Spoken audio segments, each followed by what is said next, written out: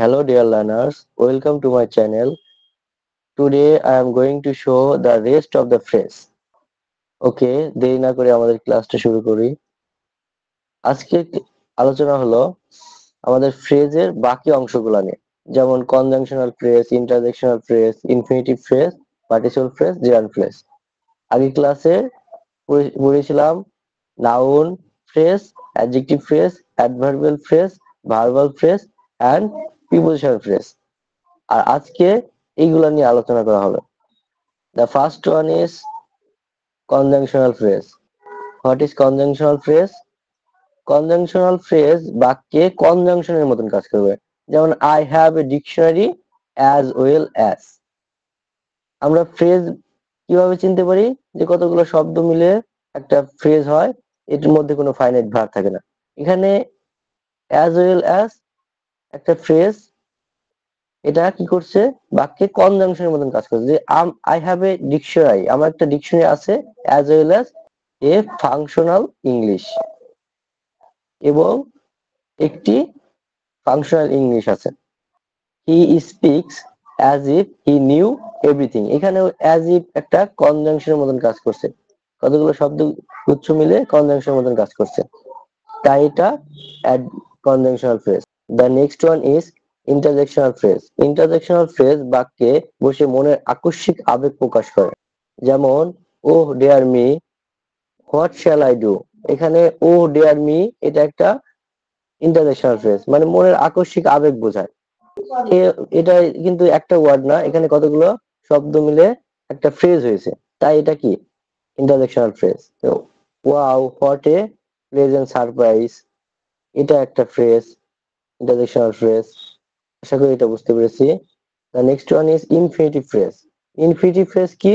Infinitive phrase বাক্যে to plus V one plus object অথবা modifier নিয়ে গঠিত হয়।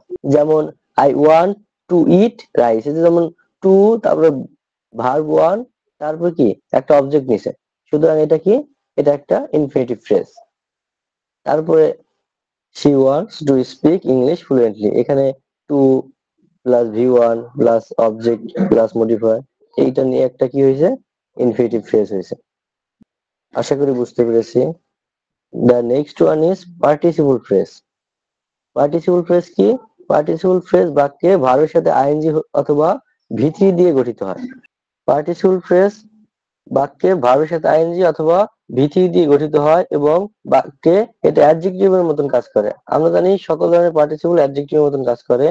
যেখানে রানিং ফাস্ট, রানিং একটা ভার্বের সাথে আইএনজি এবং আরেকটা ওয়ার্ড কি ফাস্ট, এই দুইটা মিলে গঠিত হয়েছে এটা একটা participle phrase. She reached the student on time.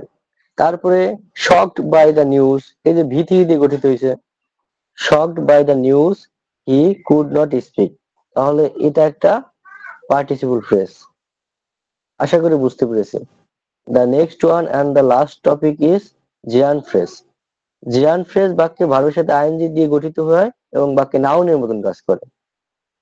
ING দিয়ে শুরু হবে, পার্টিসিপল আইএনজি দিয়ে শুরু হয়েছে কিন্তু অ্যাডজেক্টিভে কাজ করেছে। আর জিরান্ড হলো নাউনের কাজ করবে। যেমন swimming in the river is fun. একটা জিনিস খেয়াল রাখতে হবে, পার্টিসিপল এর ক্ষেত্রে এই ইসের পরেও একটা সাবজেক্ট থাকবে, কিন্তু জিরান্ডের ক্ষেত্রে ওইটাই সাবজেক্ট, ওইটাই সাবজেক্ট অথবা ওইটাই অবজেক্ট। জিরান্ড ফ্রেজ সাবজেক্ট হিসেবে বসতে পারে, অবজেক্ট হিসেবে বসতে পারে। Swimming in the river is fun, এখানে একটা সাবজেক্ট হিসেবে বসেছে, ভার্বের সাথে আইএনজি দিয়ে গঠিত হয়েছে। আর she enjoys listening to music, এখানে অবজেক্ট হিসেবে বসেছে, ভার্বের সাথে আইএনজি দিয়ে গঠিত হয়েছে। আশা করি বুঝতে পেরেছি। ওকে, থ্যাংক ইউ সো মাচ। পরবর্তীতে নতুন কোনো টপিক নিয়ে আবার হাজির হবো, ততক্ষণ সুস্থ থাকবে, ভালো থাকবে। Thank you.